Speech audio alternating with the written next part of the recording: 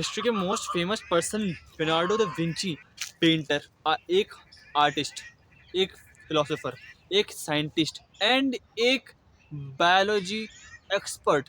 उन्होंने ये सब चीज़ें कैसे हासिल करी? एंड वो कभी भी साइंस फील्ड से थे ही नहीं। उनकी जो रियल फील्ड थी वो थी आर्ट। ऐसी सिमिलर एक इंसान और था, फेमन। फेमन भी बहुत अच्छा आर्टिस्ट था, उसकी पेंटिंग्स भी बहुत मशहूर है, पर वो कभी एक पेंटर नहीं था। वो एक पेंटिंग फील्ड से था ही नहीं, वो साइंटिफिक फील्ड से। तो फिर कैसे लियोनार्डो दा विंची ने अपनी आर्ट के सहारे, अपनी आर्ट से साइंस को समझा, और कैसे फेमन ने अपनी साइंस से आर्ट्स को समझा? इसका क्या रीजन है? इसका आंसर ये है कि इसका जवाब बहुत कॉमन है और आप और मैं जवाब को जानते हैं। इसके जवाब पे पूरी दुनिया कायम है, और आज आप और मैं, मेरे पास जो ट्राइपॉड है, शायद ये भी उसी एक चीज की बदौलत यहाँ पर है मेरे सामने। किसी ने सोचा होगा कि यार एक ट्राइपॉड बनाते हैं, एक कुछ ऐसा बनाते हैं जिसपे हम फ़ोन को रख सके और सामने का बंदा उस फ़ोन को देख सके, बिना किसी एफर्ट के वो फ़ोन एक स्टेबल रहे। ये किसी ने सोचा होगा। इसको बोलते हैं हम क्यूरियोसिटी। किसी ने सोचा होगा। वैसे Leonardo da Vinci and Feynman ने भी कुछ सोचा होगा, कुछ उनके मन में आया होगा कि मैं अगर साइंस फील्ड से हूँ तो क्या मैं पेंटिंग नहीं कर सकता? लियोनार्डो दा विंची के माइंड से ये आया होगा कि अगर मैं एक आर्ट फील्ड से हूँ तो क्या मैं साइंस को नहीं समझ सकता? साइंस में ऐसा क्या है? एंड क्योंकि आपको अगर अपने आसपास की दुनिया को जानना है तो आपको साइंस की नॉलेज होनी चाहिए। वैसे ही लियोनार्डो दा विंची के माइंड में क्यूरियोसिटी थी आसपास की चीज़ों को जानने की। वैसे फेमन के मन में एक क्यूरियोसिटी थी कि यार जो ये नेचर है ये एक आर्ट का वर्क है। अगर मुझे इस चीज़ को समझना है ना बियॉन्ड साइंस, तो मुझे इसको आर्ट के नज़रिए से समझना होगा। ये उनकी क्यूरियोसिटी थी, एंड उनकी क्यूरियोसिटी की बदौलत ही वो उस मुकाम पे पहुँचे हैं, और आज लोग उनकी बुक्स और उनको फॉलो करते हैं। अब देखो, बहुत तरह तरह की क्यूरियोसिटी होती है कि बस बेसिक होती है दो तरह की।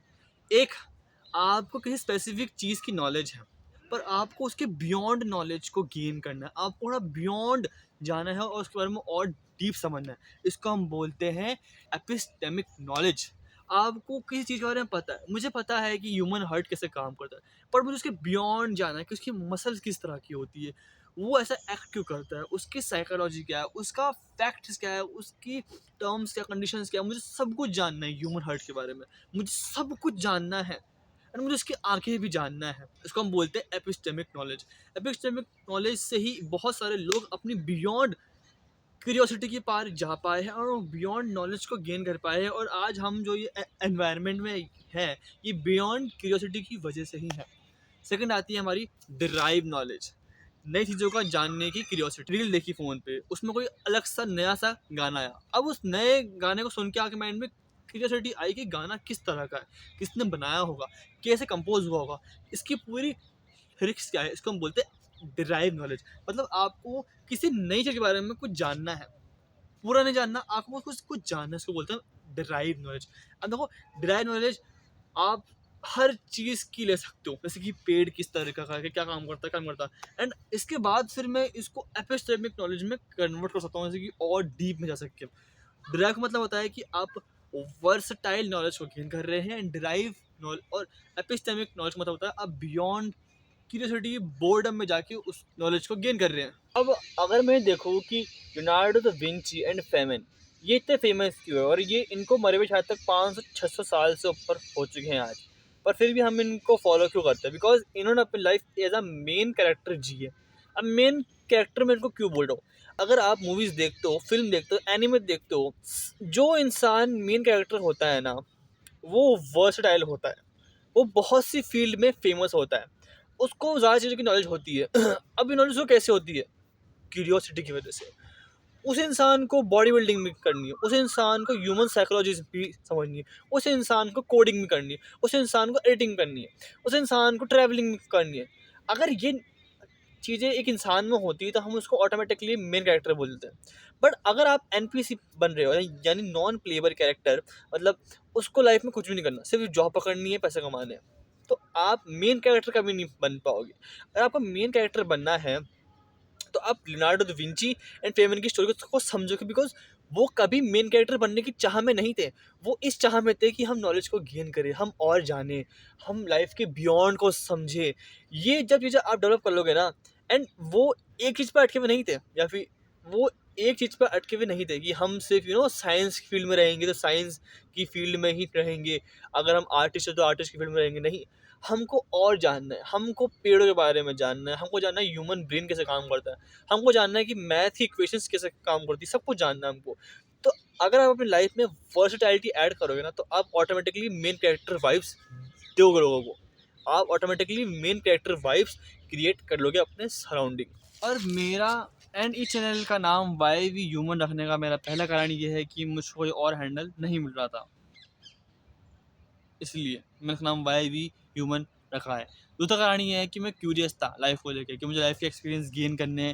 मुझे बेसिकली मुझे मुझे ये लगता है कि मेरी लाइफ बहुत छोटी है, एंड इस छोटी सी लाइफ में मुझे बहुत सारा एक्सपीरियंस गेन करने हैं। बिकॉज मैं ये मानता हूँ कि अगर मैं इस दुनिया के अंदर आया हूँ ना, तो कुछ कारण ही है उसका। एंड मुझे, अगर मैं ये एक्सपीरियंस गेन नहीं करूँगा, मुझे प्यार भी चाहिए, धोखा भी चाहिए, दर्द भी चाहिए, सुख भी चाहिए, चैन भी चाहिए, मुझे सब कुछ चाहिए, मुझे ट्रैवल भी करना है, मुझे बाहर भी घूमना है।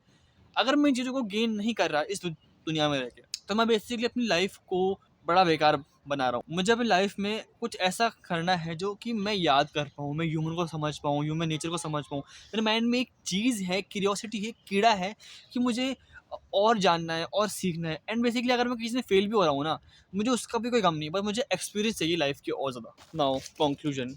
अब मैंने आपको इस वीडियो में बहुत चीज़ें बताई है क्यूरियोसिटी को लेके, और इससे शायद तक आप अपनी लाइफ में क्यूरियोसिटी को इतना बढ़ा नहीं सकते। बट आप ये तो समझ गए होंगे कि लाइफ के अंदर अगर एक इंसान अपने माइंड में क्यूरियोसिटी क्रिएट कर लेता है, तो बेसिकली वो बहुत सारे एक्सपीरियंस एंड बहुत चीज़ों को फेस करता है। बिकॉज आपको as a human being curiosity को फेस करना होगा। एंड मानो ना मानो, क्यूरियोसिटी जब बढ़ती है जब आप और क्यूरियस होते हो, नॉलेज तब बढ़ती है जब आप नॉलेज को गेन करते हो। वैसे ही क्यूरियोसिटी जब बढ़ती है जब आप लाइफ में और क्यूरियस होते हो। मैंने कहा कि दो तरह की होती है क्यूरियोसिटी, एक डिराइव्ड, एक एपिस्टेमिक। डिराइव आपको इनिशियली हेल्प करेगी, बट आपको अगर और बियॉन्ड समझना है, आपको एक महानता की तरफ, ग्रेटनेस की तरफ जाना है, तो आपको अपनी लाइफ में एपिस्टेमिक क्यूरियोसिटी को लाना होगा। डिराइव क्यूरियोसिटी आपको इनिशियल स्टेट में किसी चीज़ के बारे में, किसी चीज़ के लिए, किसी चीज़ के को जानने में हेल्प कर सकती है, बट एपिस्टेमिक क्यूरियोसिटी आपको लाइफ टाइम तक हेल्प करेगी।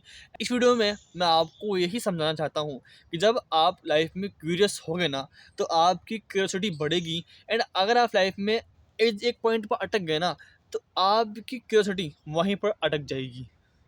सो be curious, be healthy, and stay young, and tell your mind कि क्यूरियोसिटी कोई गलत चीज़ नहीं है। बेसिकली ये आपके माइंड में कन्फ्यूजन क्रिएट करती है एंड फिर आपको क्लियरिटी देती है।